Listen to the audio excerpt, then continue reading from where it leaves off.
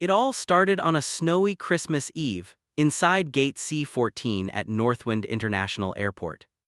The terminal was glowing with red and gold decorations, Christmas music humming softly through the speakers, and families wrapped in coats rushing from one gate to another. But at Gate C-14, things were different. The atmosphere felt tighter, charged like the moment before a storm. Everyone was waiting for Flight 782 to Chicago, one of the busiest holiday routes of the year. Passengers were exhausted, tense, and eager to reach their final destinations. Among them stood the Harris family, Michael, his wife Lena, and their 8-year-old daughter Maya. They were traveling to spend Christmas with Michael's mother, who had been begging them for months to visit. Michael was tall, calm, soft-spoken, and patient, an elementary school music teacher who never raised his voice even when kids banged drums out of rhythm. Lena was warm, organized, and always prepared, with Maya's snacks, crayons, coloring books, and the little stuffed penguin she carried everywhere. And then there was her. A woman in an oversized winter coat, clutching her purse like a lifeline, eyes sharp, jaw tight. People in the terminal knew her type instantly even before she said a word. The infamous Karen aura radiated from her like static. She paced aggressively, loudly complaining about delays, kids running around, airline rules, and basically anything that dared breathe in her direction. At first, the Harris family paid her no mind, but Karen noticed them. She watched them with narrowed eyes as they approached the priority boarding line, Michael showing his first-class tickets. And that's when her whispering began, sharp, judgmental, but not quiet enough. Of course, first class figures, everyone gets upgrades these days. Michael heard it, he just didn't react. Lena squeezed his arm and whispered, "Ignore it, it's Christmas." But Karen wasn't the type to let things go. Boarding started, the Harrises stepped forward with Group 1.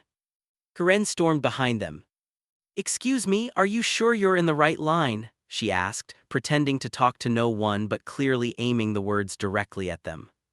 Michael kept his voice calm. "Yes, first class." Karen blinked, almost offended. "Well, some people lie to get early boarding. It's the holidays, everyone tries something." The gate agent, overhearing, forced a diplomatic smile. "Ma'am, they're clear to board." Karen muttered under her breath, right." She boarded right behind them, still watching, still evaluating. Inside, the plain, soft Christmas lights lined the cabin ceilings. The air smelled of cinnamon cookies, a holiday gift from the airline. First class was spacious, warm, with passengers settling into their seats. The Harrises took row 2. Karen took the seat next to them, 2C. The moment she realized she'd be sitting beside Michael, her lips curled in disgust. "Are you serious?" she said loudly, waving to the flight attendant. "I paid for first class, I am not sitting here." The flight attendant, Sarah, approached with her best holiday smile. "Is everything okay, ma'am?" "No," Karen snapped, "I can't sit next to him." She pointed directly at Michael. Sarah's smile vanished. Lena's eyes widened. Michael inhaled slowly, gripping the armrest. Passengers nearby froze. Karen continued, "I want another seat. This is unacceptable. I don't feel comfortable here." Sarah tried, "Ma'am, he has every right to sit in his assigned seat." Karen exploded louder, "Well, I don't want to sit next to a black man on Christmas. It's supposed to be a peaceful holiday." Gasps echoed through the cabin. Maya's little face fell, confused and hurt. Michael closed his eyes for a moment, wrestling with anger and dignity. He refused to let Karen see him break. Sarah straightened her posture. "Ma'am, that's inappropriate and discriminatory, you cannot." Karen cut her off. "Don't lecture me, move me or move them." Silence gripped the cabin, everyone was listening. Sarah tried to de-escalate, "Let me speak to the captain."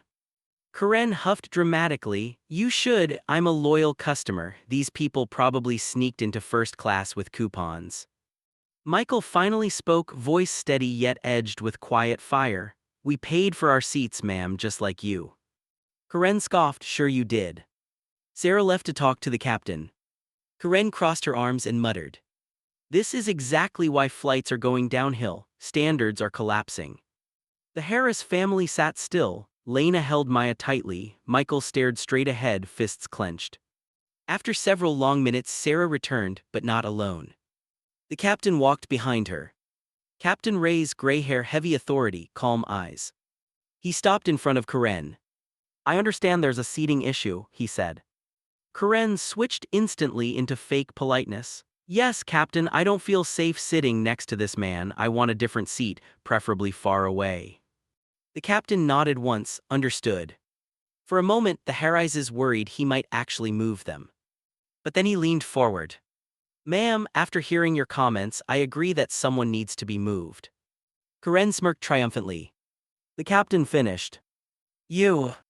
Karen's face collapsed. The passengers around them literally exhaled in relief. What? Karen sputtered, why me?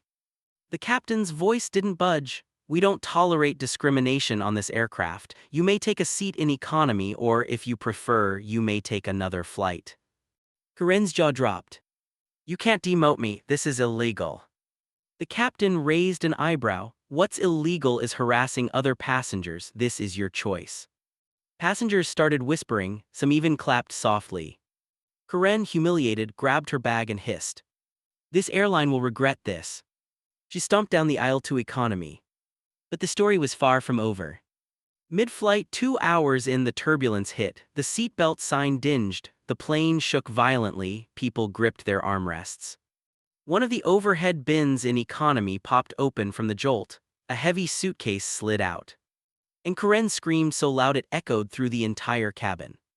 The bag struck her shoulder and knocked her sideways. She panicked, flailing, crying, calling for help. The flight attendants rushed toward her, trying to calm her down. But no matter what they did, she kept shouting.